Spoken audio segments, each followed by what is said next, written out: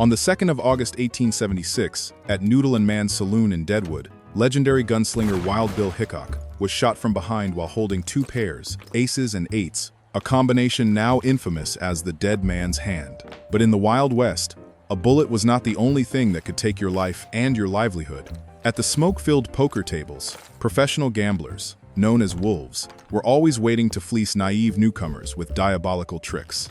Sheriffs of the era constantly warned fresh arrivals about the invisible traps set right on the felt. Today, let us count down 25 hidden poker tricks of the Old West. And if you love the dark corners of history, do not forget to hit subscribe to join us for future videos. Number 25. The Cold Deck. The Cold Deck was a pre-stacked deck full of winning hands, hidden inside a cheater's coat. When the dealer, an accomplice, distracted the table, the cheater would swiftly swap the active deck for this rigged one. It was called cold because it had not been handled or warmed up by the player's hands during the game. This trick vanished when modern casinos required house-only cards and allowed players to cut the deck before every deal, ruining any pre-arrangements. Number 24. The Ring Shiner. Wealthy gamblers often wore rings with large stones, but hidden inside was a microscopic convex mirror. By gliding the deck over the ring, the mirror reflected the top card, letting them know exactly what was coming next. It was an incredibly sophisticated tool for the time. However, the bright lights of modern casinos made these tiny mirrors catch a glare, easily exposing the cheaters and rendering the trick useless. Number 23. Whipsawing. This was not a physical tool, but a psychological tactic where two cheaters pretended to be strangers at the same table. When a newcomer had a decent hand, these two would continuously raise each other, trapping the victim in the middle and forcing them to either pay a massive sum to stay in or fold out of fear. Today, strict anti-collusion laws and casino surveillance have made whipsawing a highly illegal and easily prosecutable offense. Number 22. Stripper decks. Cheaters used a razor blade to shave off a fraction of a millimeter from the edges of key cards, like aces or kings. When shuffling, they just had to run their fingers along the sides of the deck to instantly pull the slightly narrower cards from the stack. Old West sheriffs learned to check cards by sliding a finger down the edge. Today, laser cut manufacturing and constant card replacement have completely killed off the strip deck. Number 21. The Bug. The Bug was a tiny metal clip discreetly pinned to the underside of the poker table. A cheater would use it to temporarily hold and hide a valuable card, secretly pulling it out to swap with a card in their hand when needed. Bloody brawls often broke out when someone accidentally kicked the hidden card under the table. Modern casino tables are designed with completely smooth undersides to stop this device. Number 20. Pin pricking. Before the internet or invisible ink, swindlers used a tiny needle to prick an almost invisible hole on the back of high-value cards. The microscopic bump on the front allowed them to read the cards by feeling them with their fingertips while dealing. Western players soon learned to rub their hands across the cards to check. When plastic cards replaced traditional paper ones, the pin-pricking trick became entirely obsolete. Number 19. Daubing. A faint, paste-like cream was hidden in the cheater's pocket or under their fingernails.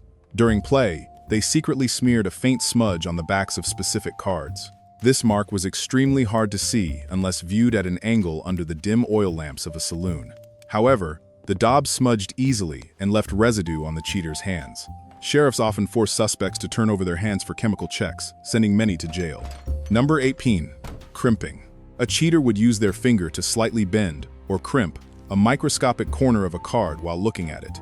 This allowed them to track the card's location during a shuffle, ensuring it ended up with them or an accomplice. Crimping damaged the card's structure, making it obvious to eagle-eyed players. Modern rules strictly forbid bending or altering cards in any way to ensure fairness. Number 17. The mechanic's grip.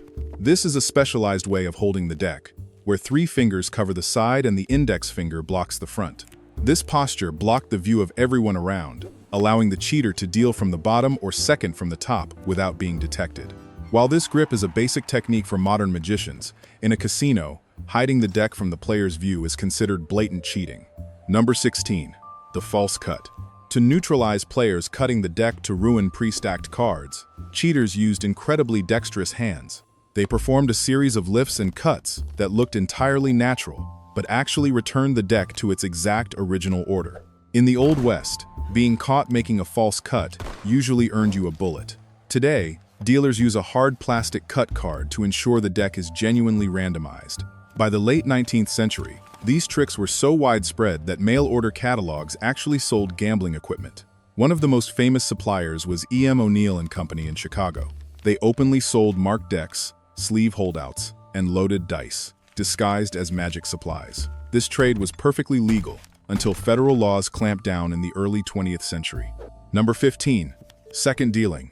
The swindler places the best card on top of the deck, but when dealing to an opponent, they use their thumb to slide the top card slightly to the side, secretly pulling the second card from underneath. The prime top card is saved to be dealt to themselves.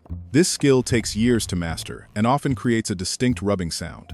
Seasoned Old West players would listen for that sliding noise and draw their guns as a warning. Number 14. The pipe shiner. Similar to the ring shiner, but this trick used a tiny mirror attached to the lid or bowl of a tobacco pipe. The swindler casually placed the pipe on the table, puffing away while using the mirror to peek at the cards as they were dealt over the pipe. Later on, saloons required players to clear all personal items from the card table to stop these ingenious hidden devices. Number 13.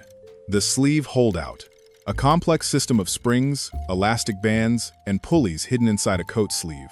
By flexing an elbow or wrist, the cheater could trigger a metal clip to shoot out, grab a card, and retract it deep into the sleeve in a flash. But this device jammed easily. A tiny snap of a broken spring mid-game often led to a fatal end for the wearer right at the table. Number 12. Telegraphing. When observers, often pretending to be drinking patrons, stood behind a player, they would peek at their hand and send signals to an accomplice at the table. Signals could be the way they held their glass, tapped a finger, or stacked their coins. Sheriffs always warned players to sit with their backs to the wall. Today, casinos absolutely forbid anyone from standing directly behind an active player. Number 11. Palming. This is the most classic technique. A cheater slightly bends a card and grips it tightly in the palm of their hand, while keeping it looking naturally relaxed. They casually hold a drink or scratch their head, waiting for the moment to drop the card back into their hand. This trick relies entirely on misdirection. In high-stakes Old West games, players were demanded to keep both hands on the table at all times. Number 10. Sanding. The swindler used ultra-fine sandpaper or a sanding stone to rub off a microscopic layer on the surface of a card. This rough texture helped the dealer identify aces or kings when running their thumb over the deck, adjusting the deal accordingly. However, sanded spots easily picked up dirt from hands and tables. After a few hands, the sanded cards would discolor and expose the culprit, causing this trick to fade away. Number 9. Capping the deck. Right after another player shuffled and cut the deck, the cheater pretended to accidentally rest their hand on the stack to tidy it up. But in reality, they had good cards palmed in their hand, pressing or capping them onto the top of the deck. Old West gunslingers were highly sensitive to anyone touching the deck out of turn. Modern rules solve this by stating only the dealer can touch the cards after a shuffle. Number 8. The short deck. Instead of adding cards, the cheater secretly stole key cards, like aces or kings, out of the community deck right from the start. When opponents believed all 4 aces were in play and calculated their odds based on that, they easily fell into the trap and lost, because those cards did not exist. Sheriffs told greenhorns to count all 52 cards before sitting at a strange table. Today, automatic card shufflers have wiped this out completely. Number 7. Going south. While not manipulating cards, going south is when a player secretly sneaks chips or winnings into their pockets to pretend they have less money on the table than they actually do. This was to avoid being targeted by jealous players, or to limit the risk of having to go all in. Sneaking money off the table distorts the game's structure. In modern poker, all chips must remain on the table and in plain sight. Number 6. The vest holdout. Instead of the sleeve, cheaters created tight slits or clips inside the flaps of their vest. When reaching to pull their vest or grab a cigar, they could easily drop a bad card into the vest and pull out a prepared good card. Sheriffs learned to watch out for men in overly tight vests, or who constantly fidgeted with their lapels. Strict body checks during disputes drastically reduced this type of manual cheating. Did you know that the sheer prevalence of these bloody tricks in the Old West is exactly why Nevada, upon legalizing gambling in 1931, enacted incredibly strict casino regulations? To protect both players and the house, roles like the pit boss and professional dealers were created. By separating the dealer from the bettor, the era of the Old West hustler officially ended, making way for the modern casino industry. Number 5. The shill. Old saloons sometimes hired professional gamblers to pose as regular customers, known as shills. Their job was to join games, create a lively atmosphere to lure gullible travelers to the table, and then use their skills to clean out the guests' pockets. This behavior ruined saloon reputations and sparked violence.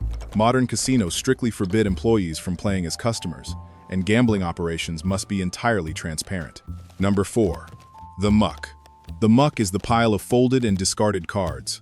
A cheater took advantage of the chaotic moment of throwing cards away to hide their good cards, pick up beneficial cards from the muck to build a stronger hand, and pretend it was their original hand. In the Old West, mixing your cards with the discard pile meant instant disqualification. Current rules dictate the muck is a dead zone that players cannot touch. Number 3. Bubble peeking. While dealing, the cheater uses their thumb to slightly bend the top card, creating a tiny gap or bubble. They quickly glance down under the shadow of their hand to peek at the card's value before deciding who to deal it to. Constantly bending cards creates creases. Modern dealers are trained to slide cards perfectly flat, keeping their eyes looking straight at the players. Number 2. The Matchbox Shiner. A seemingly harmless matchbox was placed in front of the cheater, but inside the half-open box was a tiny mirror. When sliding cards past the matchbox during a deal, the cheater could read the opponent's entire hand. Objects blocking sightlines on tables came under heavy scrutiny. Sheriffs often cleared ashtrays, matchboxes, and glasses away from the dealing area as a precaution. Number 1. The Kepplinger Holdout. Invented in 1888 by P.J. Kepplinger in San Francisco, this was the most sophisticated card-hiding machine of its era. It consisted of a double pulley system running along the body, from the knees up to the sleeves. By simply spreading his knees slightly, the pulleys pulled a metal clip out of his sleeve to grab or deliver a card, all while his hands rested completely still on the table. This trick was so perfect that Kepplinger won a fortune before other gamblers grew suspicious, ambushed him, and stripped him to investigate. The device was confiscated, but it went down in history as the peak of 19th century cheating technology, ending the golden age of manual hustlers in the Wild West. And those are 25 tricks that turned Old West poker tables into deadly traps. The warnings from sheriffs back then were not just to save players money, but to save their lives from saloon shootouts. Today, strict regulations and security cameras have turned devices like the Kepplinger pulleys and ring shiners into relics resting in museums. If you were thrown back into a saloon in 1880, do you think you would have a sharp enough eye to spot any of these tricks? Let us know in the comments below. Thanks for watching, and we will see you next time.